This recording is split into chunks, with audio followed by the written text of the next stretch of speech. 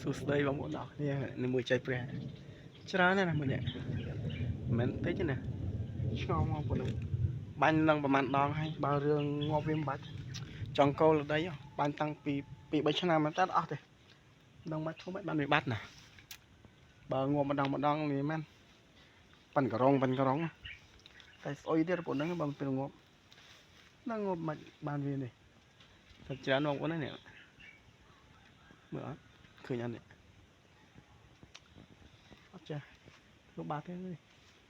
ច្រើនដល់ឡើងបាញ់អីងាប់បាច់ទៅងាប់ឡើងកោនៅតែអត់អស់ទៀតតែមកនឹងមកពីពេទ្យឈើណាបងប្អូនក៏មិនបានវាច្រើនដល់ឡើងឬក៏ដោយឈើដែលវានៅឬក៏មិនបងប្អូនណាដែលដឹងជួយប្រាំជួយមើលបងប្អូនដែលឃើញអត់នេះច្រើនតែណាបងប្អូនឲ្យតែភ្លៀងក៏លួនខ្លាំងមីមិញវាចាញ់ហ្មងសតតែចៃព្រះនេះ